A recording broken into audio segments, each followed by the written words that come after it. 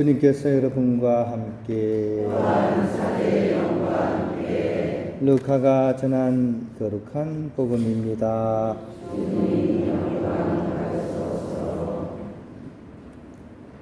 그때 예수님께서 어떤 마을에 들어가셨다. 그러자 마르타라는 여자가 예수님을 자기 집으로 모셔드렸다.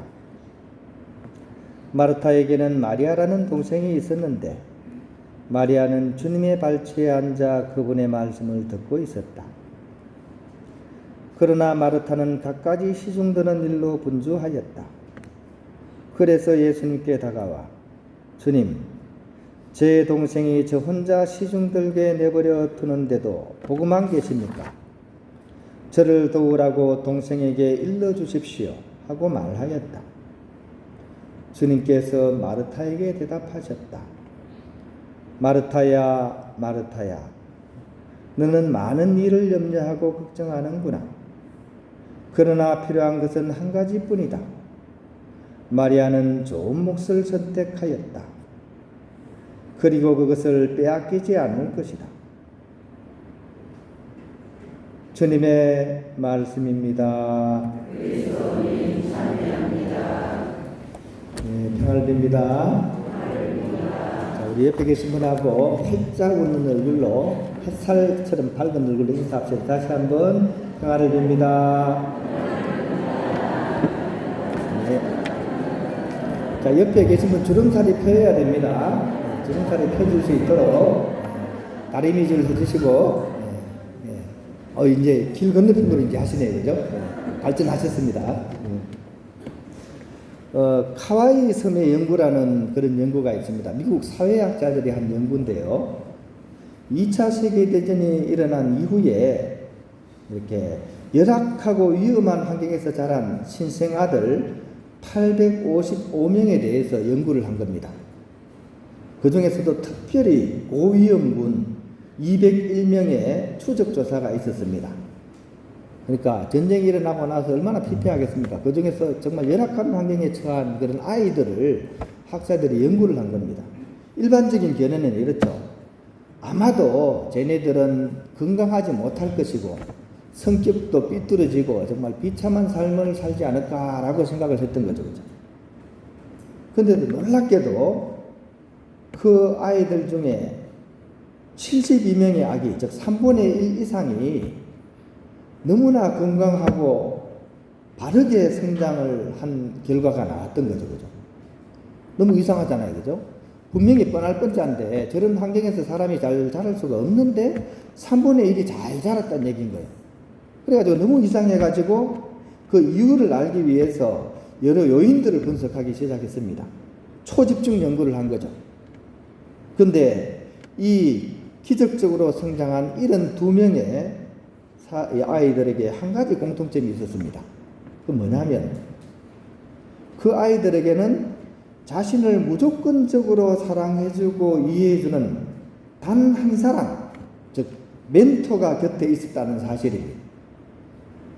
다른 조건이 아무리 나빠도 무조건적으로 이 아이를 이해해주고 사랑해주는 한 사람만 있다면 사람은 건강하게 어떤 열악한 조건에서도 이렇게 자랄 수 있다는 사실입니다.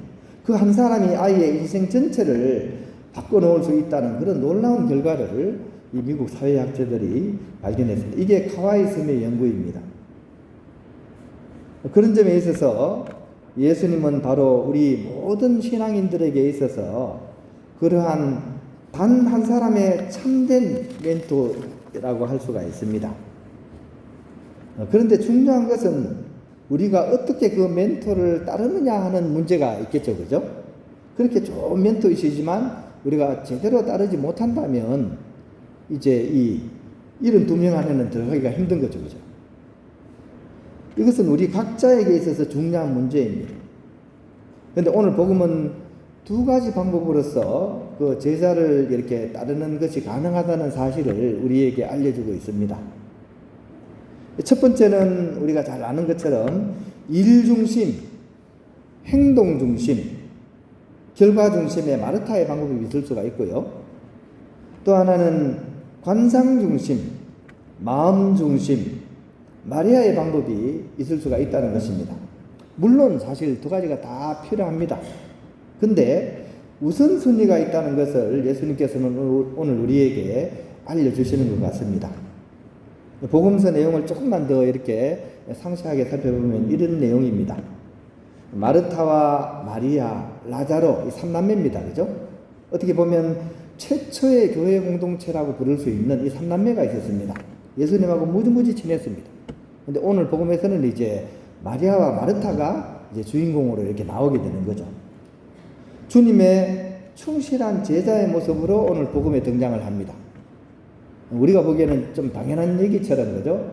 근데 사실은 당연하지 않은 상황이에요. 왜냐하면 이 당시에 여성은 랍비의 제자가 될 수가 없었던 시대입니다. 여성이 예수님의 제자가 된다는 것은 스캔들입니다. 이 당시 사회에. 그럼에도 불구하고 예수님께서는 이 두 여성을 당신의 충실한 제자로서 이렇게 대해 주셨고 그 모습이 바로 오늘 복음에 이렇게 나오게 되는 거죠. 그죠? 근데 이 두 자매의 모습이 좀 다릅니다. 그죠? 마리아는 주님의 발치에 앉아가지고 그 예수님 말씀에 귀를 쫑긋 세우고 온 정성을 다해서 그 말씀을 꼼꼼히 듣고 있습니다. 멘토이신 예수님과 하나가 되어서 지금 관상기도를 하는 중이라고 볼 수 있겠죠. 그죠? 그에 비해서 마르타는 마음이 굉장히 분주합니다. 멘토이신 그 훌륭한 예수님이 우리 집에 오셨는데 이 접대를 해야 되지 않겠습니까? 그래가지고 막 바쁘게 움직이고 눈썹을 휘날리면서 많은 일을 염려하고 걱정하면서 해야 할 일을 하느라 지금 탈원에 빠져 있습니다. 근데 탈원에 빠져서 가만히 있으면 좋은데 눈길이 마리아를 향해서 가게 됩니다. 그죠? 탈원 중에 보니까 마리아는 손가락 하나 까딱하지 않고 그냥 예수님을 바라보면서 그냥 다 빠져 있는 거예요. 여러분 같으면 어떻겠습니까? 비슷할 겁니다. 화딱지가 나고 부하가 치밀고 질투심도 생기고 그러다가 이제 감정선을 놓쳐버린 거죠. 손에 들고 있던 걸레를 어떻게 바닥에 팍 던지면서 뭐라 그럽니까? 예수님한테 저를 도우라고 동생한테 일러주세요. 버럭. 버럭은 성경에 없습니다. 제가 집어넣은 거예요. 그러니까 이 막 화가 난 상황을 그냥 이렇게 이제 어떻게 보면 예수님을 가르치려 드는 그런 상황이 되어버린 거죠. 그러니까 멘토를 대하는 제자의 태도를 지금 이 마르타가 홀라당 잃어버린 겁니다. 상반된 모습이죠. 그죠? 마리아는 침묵 중에 그 예수님 말씀을 잘 듣고 마음 깊이 지금 간직하고 있는데 마르타는 마음이 산란하고 화가 막 치밀어 올라가지고 걸레를 바닥에 막 집어 던진 거예요. 그러자 이제 주님께서 마르타를 이제 도와주시기 위해서 나서십니다. 친밀감의 표시인 마르타의 이름을 두 번이나 불러주십니다. 마르타야, 마르타야. 꾸중하는 측면이 아니고 부드럽게 이제 마음을 부드럽게 만들어주기 위해서 두 번 부르시는 거예요. 그리고 이제 이 마르타의 마음을 편안하게 한 뒤에 그러고 나서 마르타가 자신의 상태를 잘 깨달을 수 있도록 그 다음 말씀을 해주십니다. 너는 많은 일을 염려하고 걱정하는구나 라고 그리고 정작 중요한 것은 한 가지란다 라고 이제 일러주시는 거죠. 그죠? 이 내용을 통해서 우리는 이제 옳게 판단할 수 있게 되었습니다. 무엇이 우선순위인지를. 신앙인에게 있어서는 행동이나 어떤 실천도 중요하지만 그 이전에 마음 중심, 관상 중심이 더 필요하다는 얘기죠. 그죠? 주님의 말씀에 귀를 다 기울이는 이것이 바탕이 되고 그 다음에 일을 하고 행동을 해야 되는 겁니다. 그리고 궁극적으로는 이것이 조화를 이뤄야 되는 거예요. 세 번째 단계는 오늘 복음에 안 나와 있습니다. 그죠? 이거는 활동적인 관상이 돼야 되는 거죠. 행주자와 어묵동정. 움직이고 또 앉아있고 일하고 무엇을 하든 간에 늘 주님을 마음속에서 관상할 수 있는 그런 행동 관상으로 나가야 되는 거예요. 근데 우선순위가 어떻습니까? 첫 번째는 주님의 말씀에 귀를 기울이는 관상의 중심이 돼야 되고 이것을 바탕으로 해서 일상 중에서도 행동 가운데서도 주님과 함께 그 일을 하게 되면서 우리는 결국 저하를 이뤄갈 수 있다는 그런 내용을 오늘 복음은 우리에게 알려주고 있는 것입니다. 한편으로는 좀 마르타가 오늘 복음에서 좀 못나 보이기도 해요. 그죠? 하지만 이 마르타의 모습이 바로 누구의 모습입니까? 결국 우리의 모습이죠. 그죠? 우리도 그렇지 않습니까? 그죠?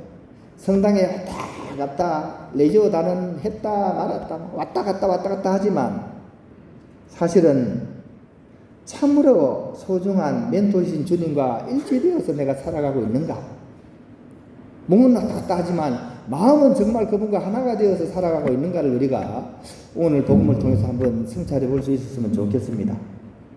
정말 필요한 것은 한 가지뿐이라고 얘기를 합니다. 마리아는 정말 좋은 몫을 택하였다. 이렇게 예수님께서는 마리아의 경우를 들어서 우리에게 이렇게 영적인 권고를 해주시는 거죠. 모름지기 신앙인은 바로 주님이 우선입니다. 그래서 주님이죠. 주인주자 아닙니까? 그 무엇보다도 우선이 되어야 되는 하느님과 함께 살아가는 삶, 그것이 우리에게 있어서 가장 중요한 일이라는 사실을 우리가 기억하고 주님 말씀에 귀를 기울이는 그런 우리가 되었으면 좋겠습니다. 이 주님이 함께 하신다면 나머지는 다 후차적인 일입니다. 룸이라는 그런 시인이 이런 시를 지었습니다. 오늘 복음을 마치 해설하는 듯해요. 봄의 과수원으로 오십시오. 꽃과 촛불과 술이 있습니다. 하지만 당신이 안 오신다면 이런 모든 것들이 무슨 소용이 있겠습니까?